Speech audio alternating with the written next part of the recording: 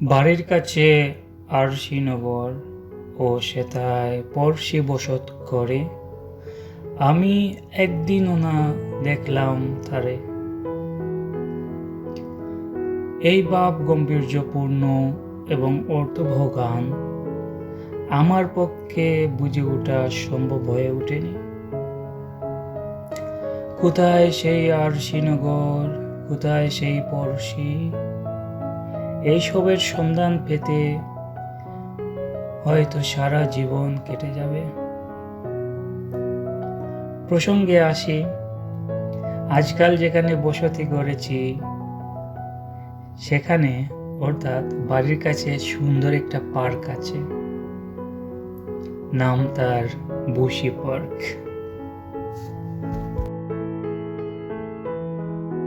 এইমাত্র যেই গাছটি দেখা যাচ্ছে, আমি প্রথমে ভেবেছিলাম এই গাছটি মারা গেছে, কারণ তখন শীতকাল ছিল।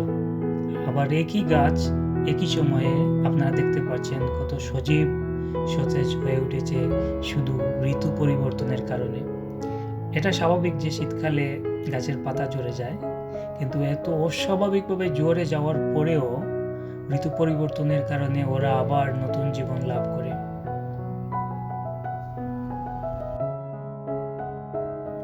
এই পার্কটি বিশাল বড়। একদিনে হয়তো পুরো পার্ক ঘুরে দেখা সম্ভব হবে না। পার্কটিতে অনেক ধরনের হরিণ আছে, খুবই ভদ্র হরিণ। ওরা মানুষ দেখলে ভয় পায় না। মানুষ মাঝে মধ্যে ওদের আদর করে, গাছের ডাল ভেঙে ওদেরকে খাওয়ানোর চেষ্টা করে। যদিও এটা আইন সিদ্ধ বিষয় না, পার্ক কর্তৃপক্ষ এটা নিষেধ করেছে। বড় হরিণ গুলো একদম শান্তশিষ্ট। ছোট হরিণগুলো মাঝে মধ্যে ভয় পেয়ে যায়, যার কারণে ওরা দৌড়ে পালিয়ে যায়। কারণ ওরা সদ্য দুনিয়াতে এসেছে, মানুষকে ঠিক বুঝে উঠতে পারেনি।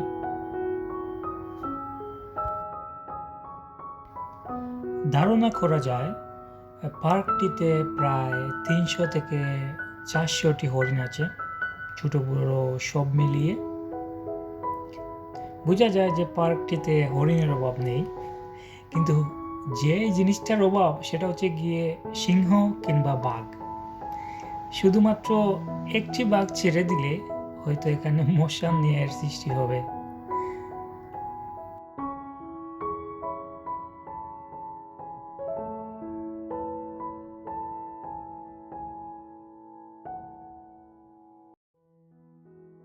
আরেকটি জিনিস দেখবেন, পার্কটিতে সব জায়গায় প্রবাহমান পানির ব্যবস্থা আছে, আর এটি মূলত কৃত্রিমভাবে তৈরি করা হয়েছে।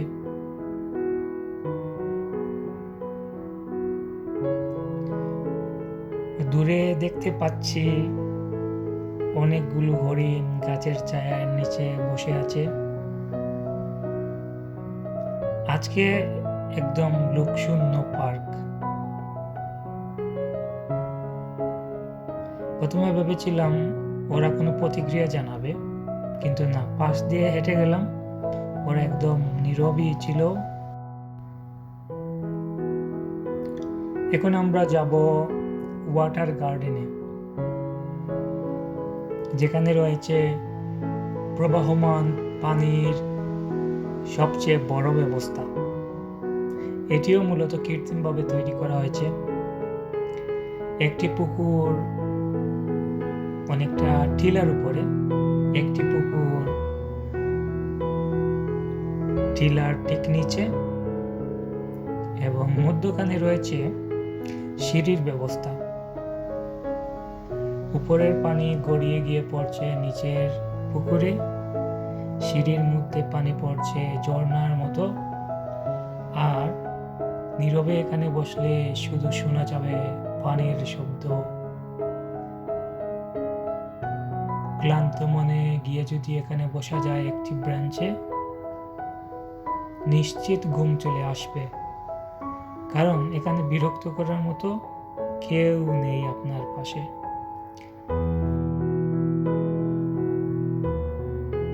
দুদিকে সুন্দর মোলায়েম ঘাস, মাঝখানে রাখা হয়েছে মাটির পথ।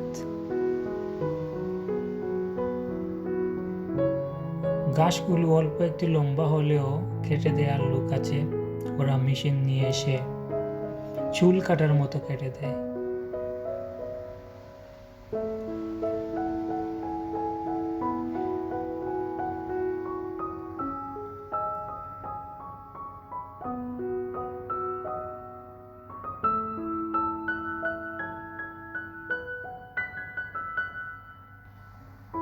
সদ্য তোলা ভিডিওতে আপনারা দেখতে পাচ্ছেন এখান দিয়ে অল্প পানি গড়িয়ে পড়ছে,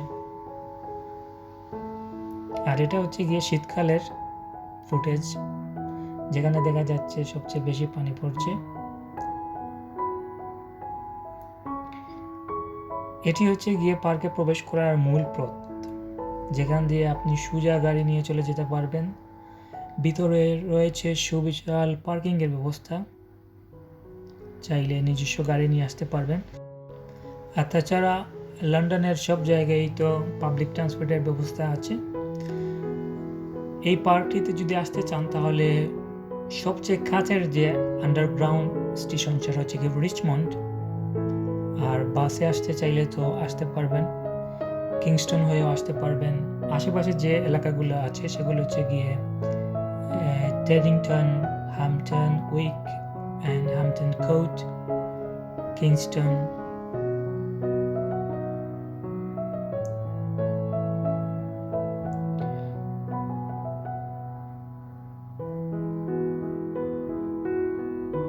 এই রাস্তাটা এত মোলায়েম এবং এত দীর্ঘ, একদম সোজা, অনায়াসে যে কোনো ছোটোখাটো এয়ারক্রাফট এখানে ল্যান্ড করতে পারবে। এই রাস্তাটা এখন দেখতে পাচ্ছেন অল্প একটি বাঁক নিয়েছে, এটা অনেকটা রাউন্ড অ্যাবাউটের মতো। এই বুশি পার্কটি 1600 শতকে রাজা হেনরি অষ্টম দ্বারা একটি হরিণ শিকারের উদ্যান হিসাবে প্রতিষ্ঠিত করা হয়েছিল। আবার পরবর্তীতে 1700 শতকে রাজা চার্লস এবং তার উত্তরসূরিদের নিয়ে এখানে কৃত্রিম খাল দ্বারা পানির প্রবাহ তৈরি করা হয়েছে, সাথে বৃক্ষরোপণের একটা ব্যবস্থা করা হয়েছে, যার জন্য অনেক সুন্দর সুন্দর গাছ সারিবদ্ধভাবে বিশাল বিশাল গাছ দেখা যাচ্ছে। তারপর থেকেই এই জায়গাটিকে একটি পার্ক হিসাবে বিবেচনা করা হতো। এর পূর্বে এটি ছিল হরিণ শিকারের একটি জঙ্গল বা বন।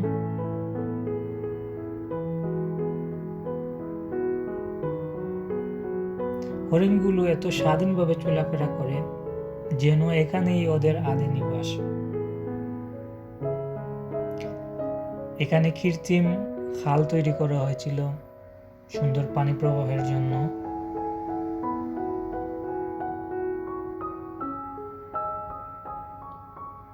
পার্কটির ভিতরে একটি জায়গা আছে, নাম হচ্ছে গিয়ে উডল্যান্ড।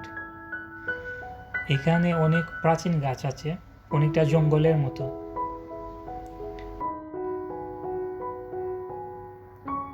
এখন আমরা যাচ্ছি সেই উডল্যান্ড পার্কে। পার্কের ভিতরে আরেকটি পার্ক,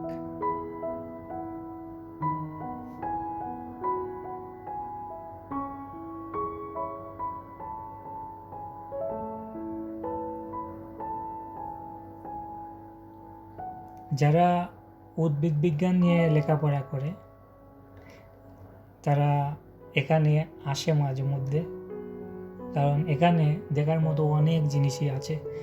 জায়গাটা এত নির্জন, এখানে আসলেই পাখির শব্দ, কথোপকথন সব শোনা যায়। আবার এই জঙ্গলের ভিতরে হরিণ থাকবে না,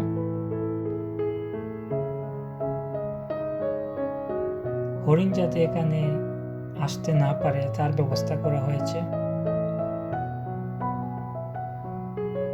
এখানে এত বৃক্ষ, এখানে আসলে এত নির্জনতা আপনি উপভোগ করবেন,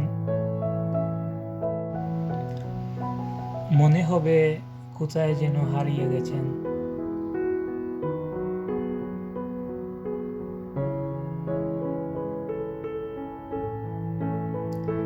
এত সবুজ, শ্যামল, পরিপাটি, মৃদু বাতাস আপনি কোথায় খুঁজে পাবেন?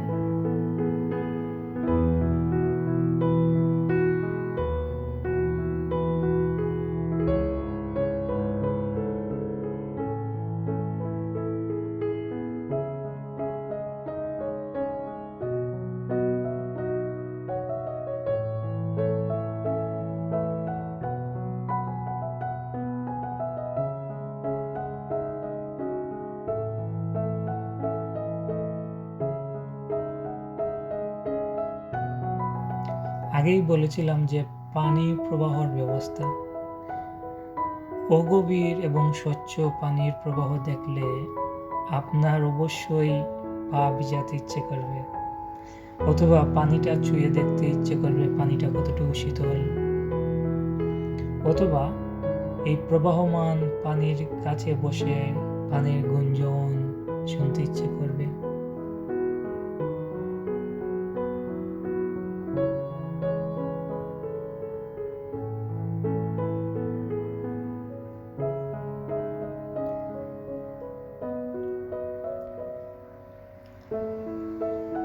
এটি একটি পুকুর।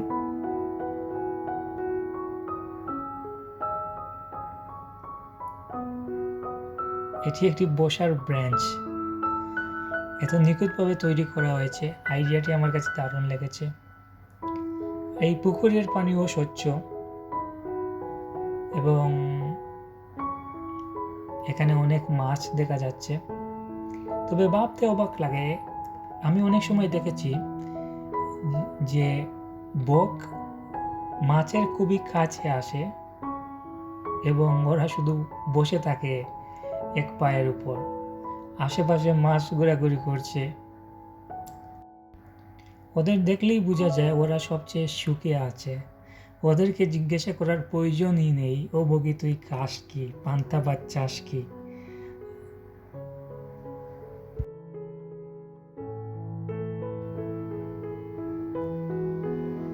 এখানে আরেকটা চমৎকার আইডিয়ার বিষয় দেখতে পাচ্ছি যে একটা রাস্তার আকৃতি তৈরি করা হয়েছে এই মৃত গাছের ছোট ছোট টুকরো দিয়ে। এখানে দেখতে পাচ্ছেন যে এই সম্পূর্ণ রাস্তাটি গাছের ছোট ছোট অংশ দিয়ে তৈরি করা হয়েছে। এখান দিয়ে হেঁটে গেলে একটি আলাদা অনুভূতি হয়, যেমন হচ্ছে গিয়ে নরম একটি রাস্তার উপর দিয়ে হেঁটে যাচ্ছেন।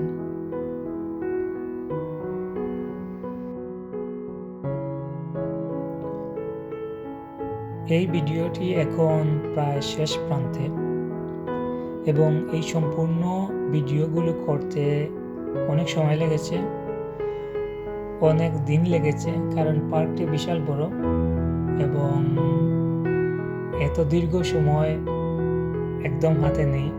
তো মাঝে মধ্যে আসলে পার্কটির ছোট ছোট অংশ ভিডিও করতাম। এই সম্পূর্ণ ছোট ছোট ভিডিওগুলো মিলেই এত একটি বিশাল ভিডিও তৈরি হয়েছে।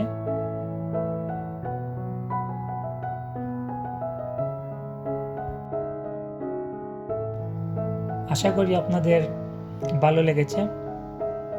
আপনার গড়ে আপনার স্বাধীনতা থাকতে পারে, আবার আপনার গড়ে আপনার স্বাধীনতা নাও থাকতে পারে, কিন্তু মন্তব্যের গড়ে স্বাধীনতা আপনার অবশ্যই আছে।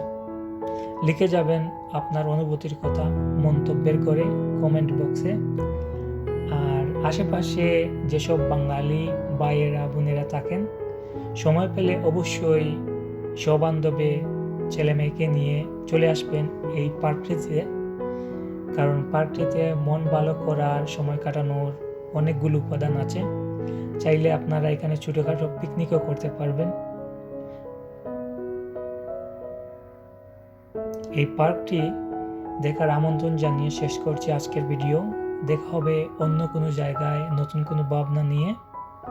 ভালো থাকবেন। ধন্যবাদ সবাইকে।